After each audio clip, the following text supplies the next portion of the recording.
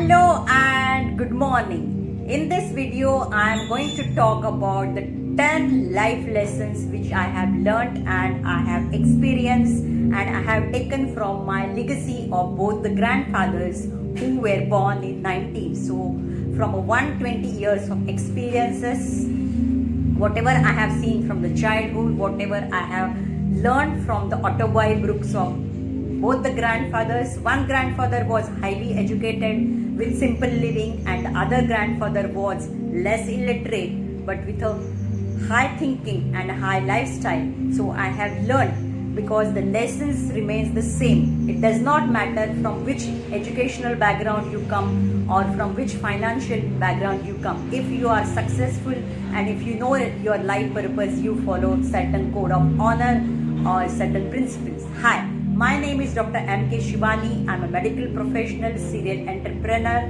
India's first 3P lifestyle coach, inspiring, guiding and helping people to have a life of balance with peak energy, peak health, peak productivity towards peace, progress and prosperity. So here is my first life lesson. It's inspired from my both the grandfathers and my parents. Be a lifelong learner and learn from everyone. That has helped me in my all the situations. I always spend my time and money in learning new skills and learning from everyone. Being from a medical professional, it was always hammered that you are not nothing special. You are a normal human being. Don't behave or don't show your ego. Always talk to a person. It does not matter from which background he comes, you always will learn something from that person and keep on learning till your last breath of life. So at this stage also I am so excited to learn any new things come. The second one is that always remember where do you come from, you belongs to which root, be always grounded and humble. As I explained, even if you progress into your lifestyle, the education wise, finance wise, you have to be little humble. You never remain how your parents were there, how your grandparents were there, how was their lifestyle and how they have come up with the sacrifices. So you have to be grounded and be humble. That has again helped in many ways. The third one is there, never ever give up in life. Always see positive in that situation. The failure is the first step towards success. You have to fail many times, but you have to succeed and get up again and bounce back and do. There is always light at the tunnel, the dark tunnel.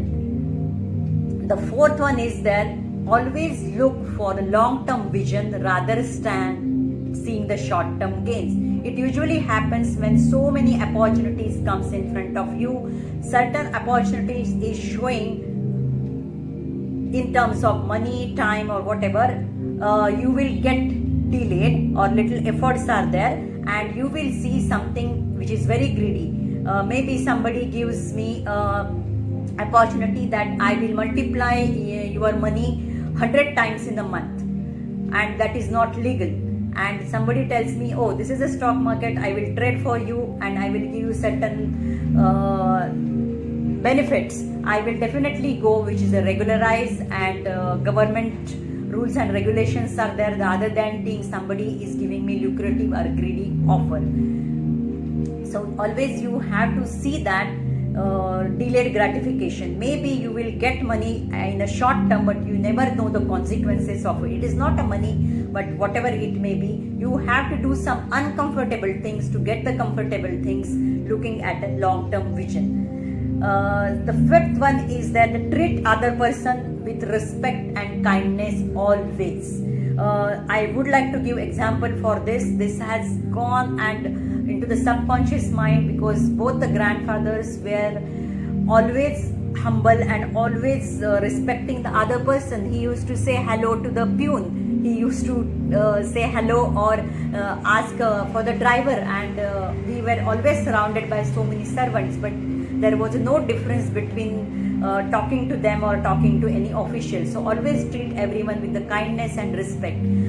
So this has helped me when one poor patient had come to, or many poor patients had come to me. Instead of just neglecting them, I have just helped them and never charged for such treatment. And such patients have gone ahead in their life financially, and they have given so many precious gifts to us, that thank God you have never neglected us, and you have understood our condition, thinking that we need help, and now they are in a better position. Say they come back and they give a very, very precious golds in form of gold and silver. So that gives so much happiness that we have been seeing from our ancestors.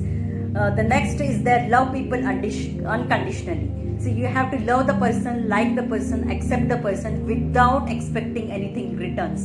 And our parents and our grandparents are the best example. We have seen them. Sometimes we have shown our anger and frustrations on them, but they have been same, and that has gone. That you have to love the person unconditionally. When you love the person, you accept the person, and you see only the positive and just ignore the negative. In later terms, in future, definitely you are going to get fruits for it.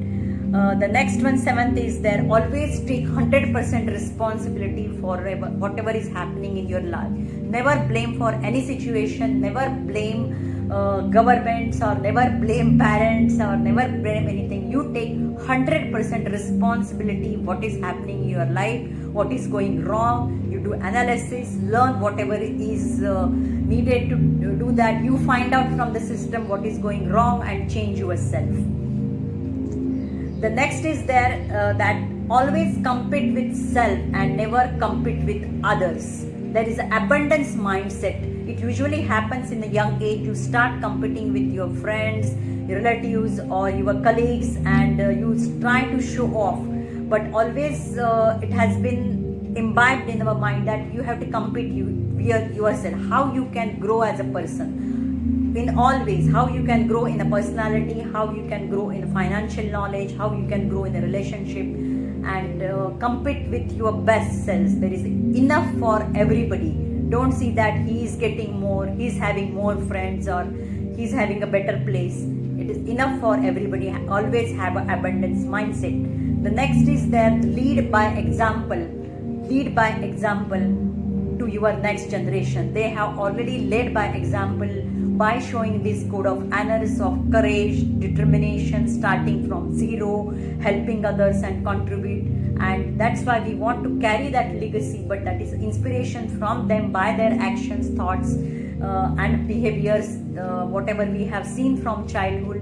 And you have to be excellent in whatever you do.